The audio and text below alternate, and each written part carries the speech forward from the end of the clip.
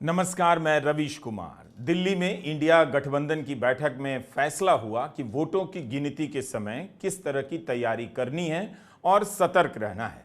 जब तक वोटों की गिनती की प्रक्रिया पूरी नहीं होगी, सारे एजेंट आखिर तक बैठेंगे और कोई काउंटिंग हॉल से बाहर नहीं निकलेगा। इंडिया गठबंधन ने भी दावा किया है कि कम से कम उसे 295 सीटें आएंगी। एक तरफ जहां नरेंद्र मोदी ध्यान के बहाने अकेले ही नजर आते रहे, इंडिया गठबंधन के नेता चुनाव बीत जाने के बाद भी एक साथ नजर आए। ध्यान तो किसी ने नहीं किया, मगर 2.5 घंटे की बैठक भी किसी ध्यान से कम नहीं। आज इस बैठक के बाद जब सारे नेता बाहर आए तो उनका आपस का तालमेल भी दिखा। जब तक मल्लिकार्जुन खड़गे प्रेस को संबोधित करते रहे, तब तक सारे नेता उनके ही पीछे खड़े रहे। सोनिया गांधी, शरद पवार, राहुल गांधी, प्रियंका गांधी, अरविंद केजरीवाल, भगवंत सिंह मान, अखिलेश यादव, चंपई सोरेन, कल्पना सोरेन, दीपांकर भट्टाचार्य और अनिल देसाई समेत 24 नेता खड़े रहे। तेजस्वी यादव के लिए कुर्सी लगाई गई थी। 4 जून के नतीजे के पहले का यह फ्रेम भी अपने आप में ऐतिहासिक है। नतीजे से पहले की यह विक्ट्री साइन विपक्ष की एकता की जीत है। उनका यहां तक एकजुट रहना बता रहा है कि विपक्ष के सभी नेताओं ने जनता की यह मांग सुनी कि सबको एक होना पड़ेगा।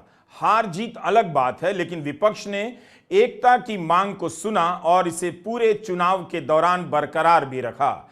ऐसी चर्चाएं भी सुनने को नहीं मिली कि इनमें से कोई अकेला चल रहा है और अपनी महत्वाकांक्षा की राजनीति कर रहा है।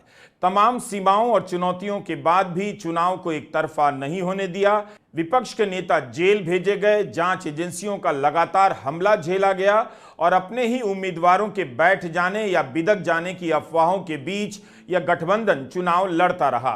आप हिंदी के अखबार और न्यूज चैनल उठाकर देखिएगा इन नेताओं को कितना कवरेज मिला है, तब आपको असलियत का अंदाजा होगा। पर इस हाल में भी इस गठबंधन ने चुनाव को मुद्दों पर बनाए रखा, यही इनकी बड़ी उपलब्धि है। इन नेताओं ने इस वक्त की राजनीतिक चुनौतियों के लिए अपने सारे मतभेद भुला दिए। नरेंद्र मोदी अगर जीत गए तो गोदी मीडिया विपक्ष का खूब मजाक उड़ाएगा, लेकिन विपक्ष के इन नेताओं ने अब गोदी मीडिया और उसके बनाए नैरेटिव से लड़ना और उसके बीच जीना सीख लिया है। जनता के बीच, जनता के मुद्दों पर चुनाव लड़ा, धर्म के नाम पर भावुकता पैदा कर वोट मांगने का प्रयास नहीं किया।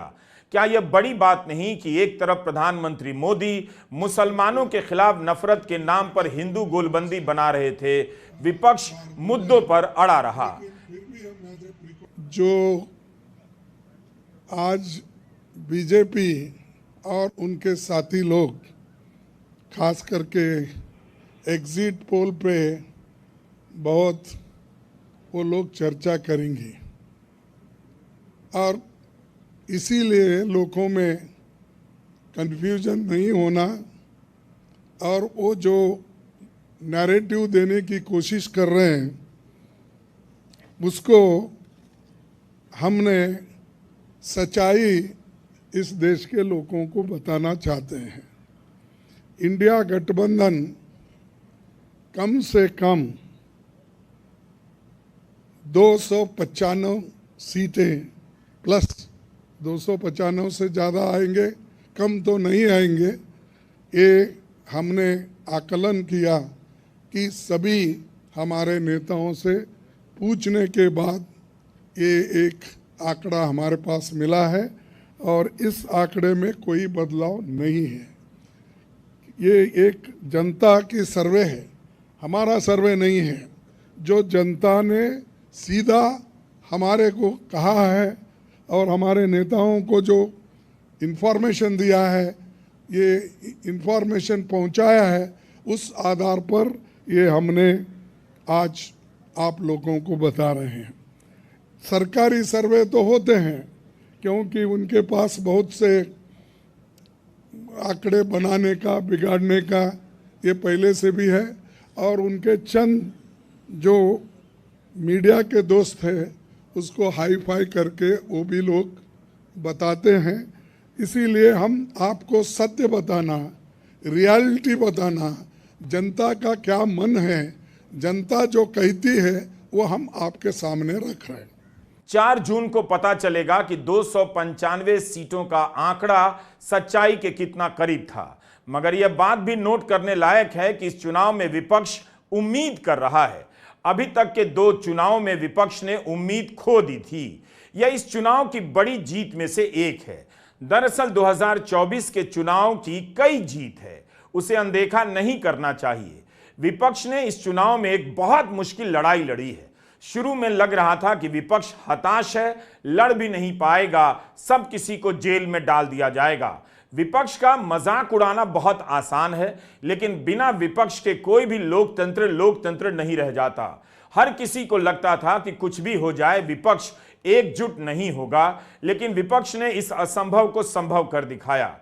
भले ही नरेंद्र मोदी की जीत के दावे किए जा रहे हैं, मगर उनके पाले का गठबंधन इस चुनाव में बिखर गया। पुराने साथी नजर नहीं आए। अपने ही पुराने सहयोगियों को तोड़ ताड़ कर बीजेपी का गठबंधन बना है। मल्लिकार्जुन खड़गे ने कहा कि 2 जून को चुनाव आयोग से समय मांगा गया है। मैं आपका धन्यवाद करता हूं, क्योंकि हमने इतनी कोशिश इकट्ठा होके हमने की है, और ये इकट्ठा होने के वजह से आज ये फिगर आपके सामने हम रख रहे। और दूसरा इलेक्शन कमीशन के पास भी हम जाएंगे, हम बताएंगे, क्योंकि पहले बैलेट पेपर चंद जगह बाद में गिनते थे, उसमें भी गड़बड़ी हो सकती थी और दूसरे चीज़ों में भी गड़बड़ी हो सकती थी। इसीलिए हम इलेक्शन कमीशन के पास जाके हमारे गठबंधन के लीडर उनको जो कुछ भी हमारे शिकायतें हैं उनके सामने रखेंगे, और उनको करेक्शन करके जो मॉडिफिकेशन करके जो ऑर्डर निकालना है और हर डिस्ट्रिक्ट मजिस्ट्रेट को भेजना है या रिटर्निंग ऑफिसर को, वो भेजे, जल्द से जल्द ये काम करें। इस चुनाव में बैलेट पेपर को लेकर कई जगहों से शिकायतें आई हैं, इन पर ध्यान देना जरूरी है। विपक्ष की लड़ाई का एक मोर्चा चुनाव आयोग को लेकर भी था। जयराम रमेश ने बताया कि कांग्रेस ने चुनाव आयोग से 117 शिकायतें की, लेकिन कई शिकायतों पर कोई कार्रवाई नहीं हुई। हमने 77 दिनों में चुनाव आयोग को 118 शिकायतें प्रस्तुत की। ये 118 शिकायतें आचार संहिता का उल्लंघन, रिप्रेजेंटेशन ऑफ पीपल्स एक्ट 1951 का उल्लंघन और सुप्रीम कोर्ट के अनेक निर्णयों का उल्लंघन है। इसकी पूरी जानकारी आपको मिल जाएगी और ये सारा डिटेल हमने एक टेबल भी बनाकर आपको मिल जाएगा अगले 5-10 मिनटों में। पर कुल मिलाकर 117 शिकायतें हैं। 117 शिकायतों में से निवर्तमान प्रधानमंत्री के खिलाफ 14 शिकायतें हैं उल्लंघन का।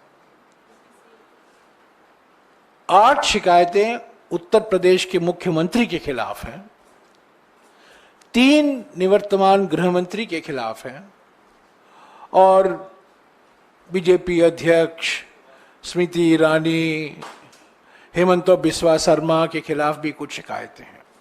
कुल मिलाकर 117 शिकायतें हैं और जहां जहां कार्रवाई हुई है, पर मोटे तौर से मैं कह सकता हूं कि बहुत सारे ऐसे शिकायतें हैं जिस पर कुछ कार्रवाई नहीं हुई। पर इसकी जानकारी मैं आपको देना चाहता हूं कि 13 अप्रैल से लेकर 30 मई तक कांग्रेस पार्टी ने चुनाव आयोग को 117 शिकायतें प्रस्तुत की। इस चुनाव में मतदाता सूची से नामों का कट जाना भी एक बड़ा मुद्दा रहा। हमारी चुनावी प्रक्रिया में ऐसी कोई व्यवस्था नहीं कि नाम कट जाने के बाद मतदान के दिन वोट का मौका दिया जा सके, जबकि हर वोट की कीमत का दावा किया जाता है। कई जगहों से रिपोर्ट आई कि बड़ी संख्या में वोट सप्रेशन हुआ है, यानी किसी कारण से मतदान करने नहीं दिया गया तो मतदाता का ही नाम सूची से गायब हो गया।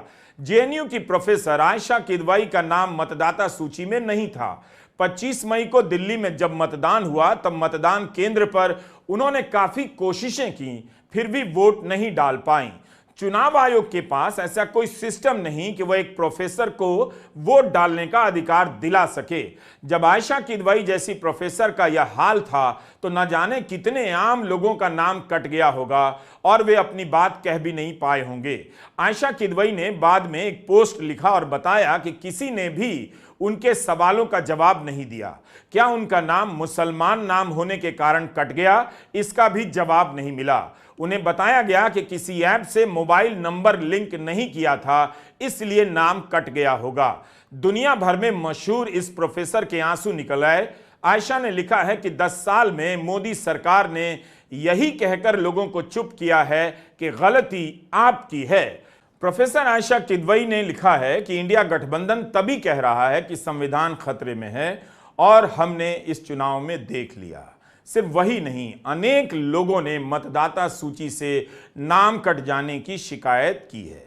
क्या यह चुनाव आयोग बताएगा कि ऐसे कितने लोगों के नाम कट गए और वो वोट नहीं डाल पाए? न्यू इंडियन एक्सप्रेस में आर शिव कुमार की एक रिपोर्ट है। ऑस्ट्रेलिया से एक डॉक्टर साहब वोट डालने आए, मगर उनका और उनकी पत्नी का नाम वोटर लिस्ट में नहीं था, बेटी का नाम था। उन्होंने इसे लेकर मद्रास हाईकोर्ट में याचिका दायर की कि उन्हें 4 जून से पहले वोट डालने का अधिकार मिलना चाहिए। उनकी याचिका खारिज हो गई। स्क्रोल वेबसाइट पर इस तरह की कई खबरें हैं, आप वो भी देख सकते हैं। सुप्रीम कोर्ट के वकील कपिल सिब्बल ने इस मसले को लेकर प्रेस कॉन्फ्रेंस की। उदाहरण के तौर पे मैं आपको बताना चाहता हूं कि एक महिला जब वो वोट देने गई, अपना मत देने गई, तो उसको पता चला कि उसका वोट कैंसिल हो चुका है, इलेक्टोरल रोल में नाम ही कैंसिल हो चुका है। तो जब उसने पूछा कि काहे को कैंसिल हुआ है, तो जो ऑफिसर था वहां, उसने कहा मुझे नहीं मालूम। फिर उसने कोशिश की पता करने की कि कैसे हुआ, तो पता चला कि किसी ने ये कहा कि उसकी तो मृत्यु हो चुकी है, देहांत हो चुका है। फिर उसने पता किया कि ये हुआ कैसे, तो किसी ने याचिका डाली कि ये महिला का तो देहांत हो चुका है। अब जिसने याचिका डाली उसका एड्रेस भी नहीं है, उसका पता भी नहीं है, किसने डाली, कैसे डाली और कैसे उस अफसर ने उसकी वोट डिलीट की, इलेक्शन कमीशन ने वोट डिलीट की। तो मैं समझता हूं कि इस देश में एक ऐसा कानून होना चाहिए कि जो भी मतदाता के हक को छीने उसको मिनिमम सजा 5 साल होनी चाहिए, मिनिमम सजा, ताकि चाहे वो पुलिस अफसर हो जो मतदाता को वोट नहीं देने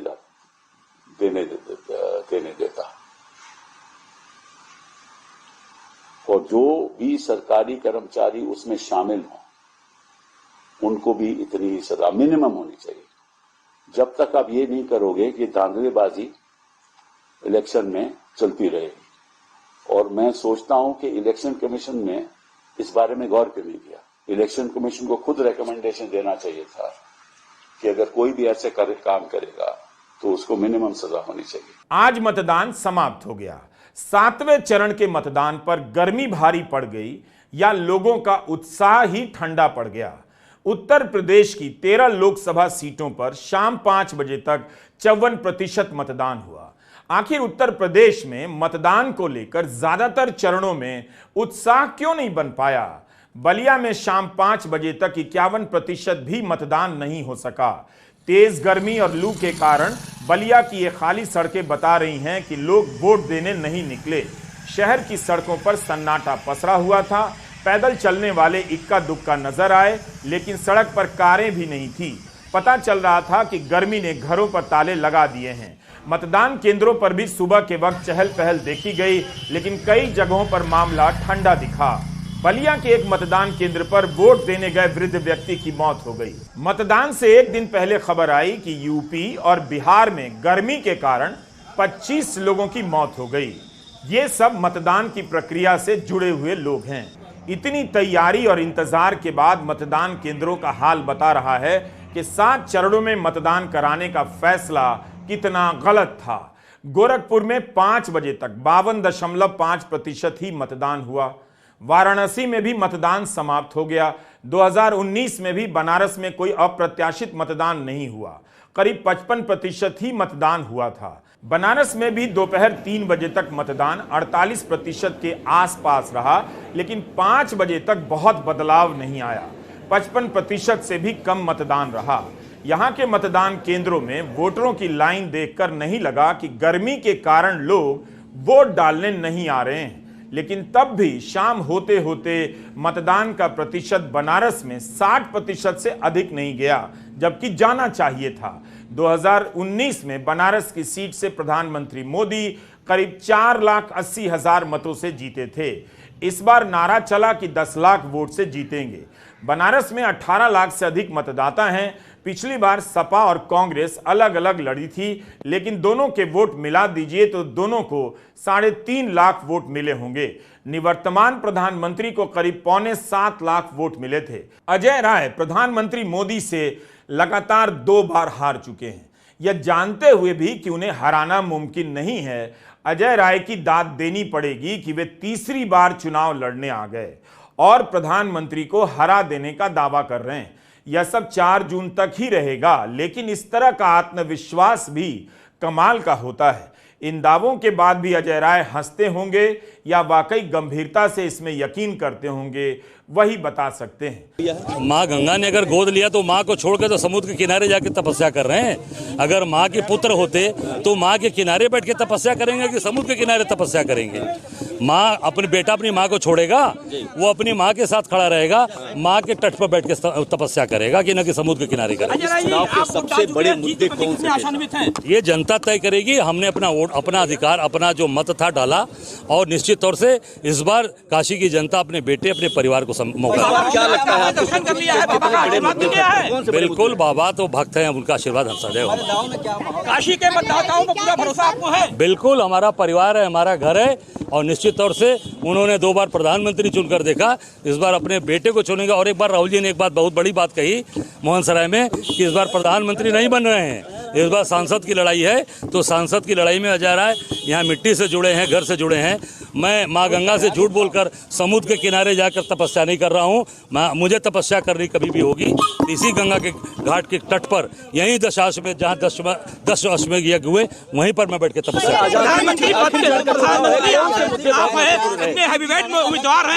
ये जनता, अरे ये जनता तय करती है। प्रधानमंत्री पहले भी प्रधानमंत्री हार चुके हैं और बनारस के लाल नहीं हराया है। चिंता मत करो, काम करो। इस बार अजय रहेंगे आप? बिल्कुल, बाबा विश्वनाथ का आशीर्वाद, काशी के लोगों का आशीर्वाद, बिल्कुल अजय रहेंगे। और काशी का प्यार हमारे साथ खड़ा है।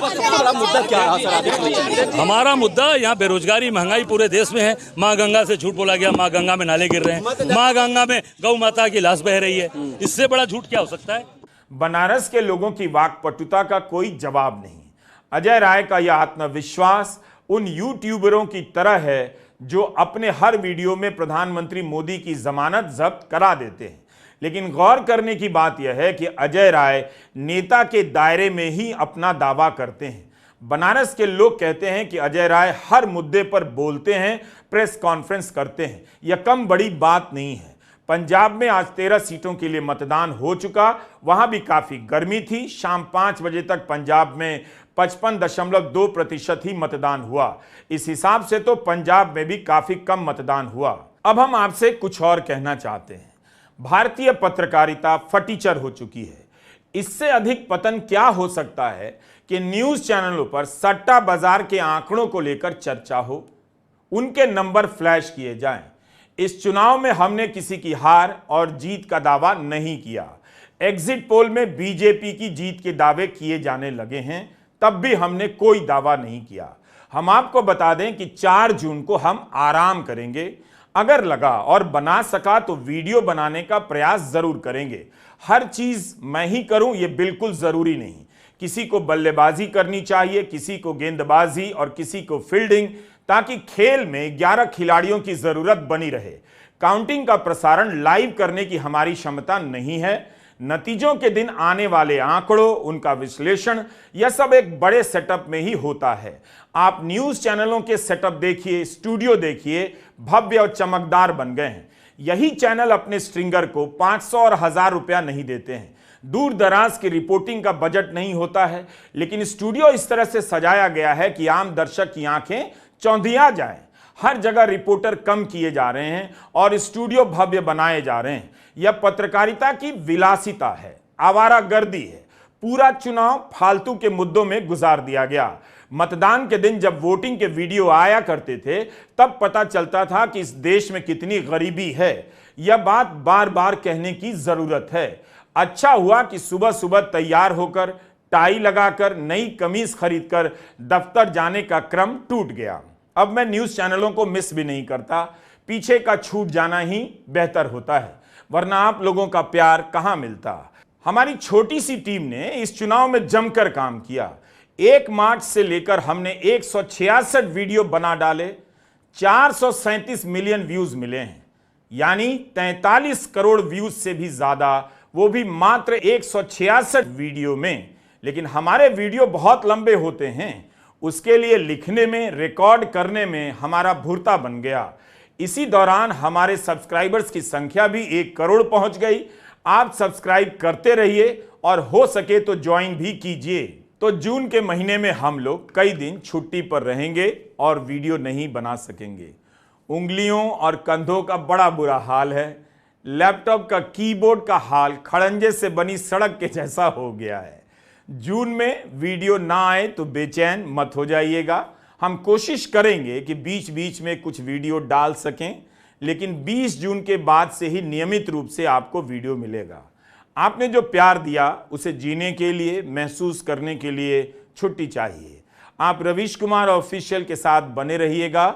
हमारा सफर अभी बहुत लंबा है, क्योंकि इस सफर की कोई मंजिल नहीं है। नमस्कार, मैं रवीश कुमार।